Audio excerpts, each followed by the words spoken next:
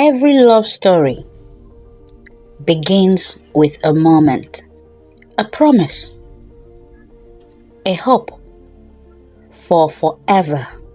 For Jane, this was that moment. As she walked down the aisle, her heart pounded, not with fear, but with joy. The church was filled with the sound of worship, the voices of the choir rising like incense. Family and friends watched with admiration, witnessing the beginning of what seems to be a perfect union. And there he was, Daniel, the man she loved, the man who had promised to stand by her side through every season of life. As he lifted her veil, their eyes met, and in that gaze, a silent vow was made. Together, we will build a future. Together, we will walk this journey. But life has a way of testing even the strongest of promises. What happens when love is challenged by waiting? When faith is tested by time? This is a story of hope, of heartbreak, of divine restoration. A story that proves that what is impossible for man is never impossible for God. Welcome to today's episode. Welcome to Gabriella's Story and Folktales. Yeah, we are all about folktales, making you happy. We'll make sure you smile that stress away. So please don't forget to subscribe to the channel, like, comment, and share. God bless you. Time passed like the wind, swift, unforgiving. 1 year, 2 years, now 5 years. Each month, Jane clung to hope, but every test came back the same. Negative. The emptiness grew, not just in her womb, but in her heart. She said one day, "God, have you forgotten me?" She whispered into the night, her tears soaking the pillow. Daniel, once tender and patient, became restless. His words changed. His smiles faded, and slowly their home turned into a silent battlefield of unspoken pain. Hospital after hospital, test after test. Jane and Daniel has been going everywhere, searching for answers. "There's nothing wrong," the doctors said. "Your body is fine." But how could it be fine when her arms remained empty? When the very essence of womanhood felt like a distant dream? One day, Daniel sighed heavily and said, "Jane, maybe we should accept this as our fate." But Jane refused to accept an answer without understanding the cause. "One more hospital, Daniel. Just one more," she pleaded. After much pleading, he hesitated, then nodded. "Jane, your womb has shrunk." The world seems to stop. "Shrunk?" Her voice trembled. The doctor signed. "Yes, it has become too small to carry a child. But the real question is why? Daniel's grip tightened around her fingers, but the silence between them was heavier than ever before. Then the doctors asked a question that sent chills down her spine. Jane. Oh, I'm sorry, Mrs. Jane. Have you ever taken any drugs like herbal mixture? Then Jane said, No, I haven't. But I don't know when I was much younger, but she was stuttering. Oh my God, since I grew up to know myself, I have never taken any herbal mixture. Then the doctor said, Please, I need you to call your mother. We also need to speak to her and ask her some questions. Later, when she got home, Jane called her mother. Mama, did I ever take anything unusual as a child? There was silence. Then her mother spoke, her voice thick with guilt. Jane, taking anything unusual as how? What do you mean? Jane said, Mama, like a herbal mixture when I was younger. Then the mother said, She replied, Jane, when you were little, you were very, very sick. No doctor could help. I was afraid I would lose you. So I gave you herbs every day for the next 6 months. I only wanted to save you. Is there any problem with the herbs? Or was anything wrong? Jane's heart pounded.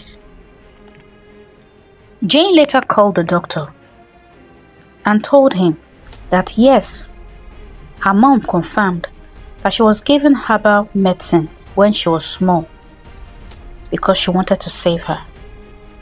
Then the doctor said, Okay, can you ask your mom to go back to the same person that gave her the herbal mixture years back and get a sample for me? Jane replied, Okay. Then she called her mom again and told her mom everything that has been happening and what the doctor suggested. The mom agreed. She went back to the herbal seller, then got the herb and gave it to Jane. Then Jane took the herbal mixture to the doctor, who later took the herbal mixture to the lab. Days later, the truth was revealed. The herbs contained harmful toxin that had slowly, silently destroyed her womb. The very thing meant to save her had taken away her ability to bear life. Daniel, her husband, changed. His touch grew cold. His words became so scary. One evening, he sat before her, his voice barely above a whisper. Jane, I can't do this anymore. I need a child. All my friends have children. I need a child. Jane's heart shattered. She cried. You promised, Daniel. You promised me through sickness and health. Daniel looked away. I never expected this, he said. And just like that, the vows they made before God was broken. Jane said, But Daniel, I was a virgin when you met me. I have never met any man, and that you know. It's not my fault that my mother tried to save my life when I was a child. And that resulted to what happened. That resulted to my womb being shrunk. Daniel looked away. The divorce paper came. Jane, once a woman, once a wife, was now alone, but not forsaken. Broken, but not defeated. Jane turned to the only one who never abandoned her. God. I am that I am. Like Hannah in the temple, she wept. Father, if you still see me, if you still hear me, help me. The rain outside mirrored her storm within. But as she knelt there, something changed. A peace washed over her. A whisper in her spirit. So she waited, because she knew right there and then that her prayers has been answered.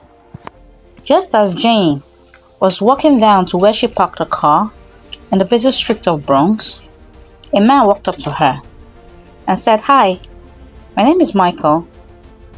Are you Jane? Like Jane Walaka?"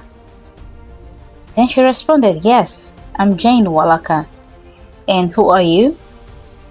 He said, "Oh, it's me, Michael. Remember Michael, the big fat Michael, then when we were in 7th grade?" And she said, Oh, it's you. You're really handsome now." And they got talking. So when they got talking, Michael told her he wasn't married, and she explained her ordeal to Michael. And Michael said, "Okay, I'm very sorry to hear about all this. Can I invite you to a coffee shop? I want us to, like on a date. I want us to sit down and have a nice time together. We have a lot of catch up to do." Then she responded, "Okay." So Michael was in the coffee shop smiling. Then Jane walked up to him. She sat and they were just discussing. Then Michael, a man of faith, he said, "Jane, I have always loved you. And I've been telling you this since we were in 7th grade. Why don't you please accept me?" Then Jane responded, her heart pounding. She said, "Michael, I told you about my first marriage, but you never asked me why it crashed." Then Michael said, "Okay, I'm all ears." Then she told him, "Michael, I can't have children. My womb can't carry children." She explained everything that has happened. And Michael said, "Don't forget that you're not your creator. You have one who created you. And he can give you a new womb. It's all about positivity. Confess positively, and you'll see it happen. You're not God. Has God said so?" For the first time in years, hope flickered in her heart. And as time goes on, we see Jane getting married to Michael. She was so happy. After 6 months, we see Jane feeling unwell with a pregnancy test in her hands, in her shaky hands. She took a test. Her hands trembled. And when she looked at the result, it was positive. She ran to the hospital to do another test.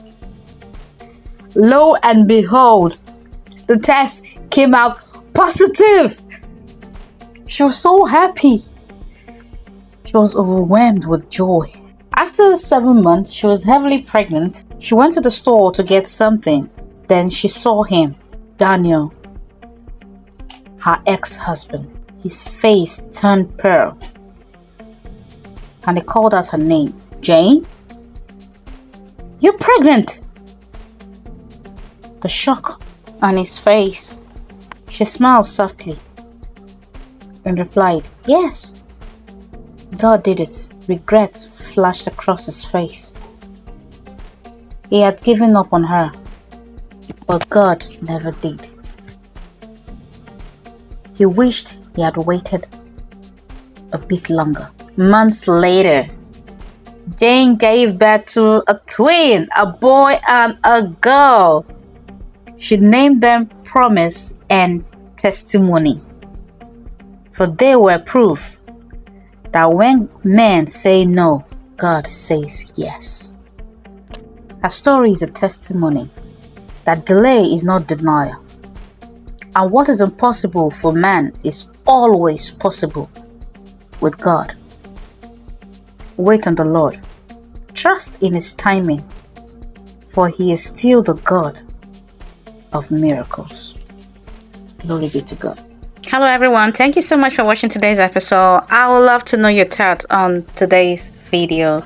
Please don't forget to subscribe to the channel, like, share and comment, because in doing so you're helping this video to spread to a large number of people.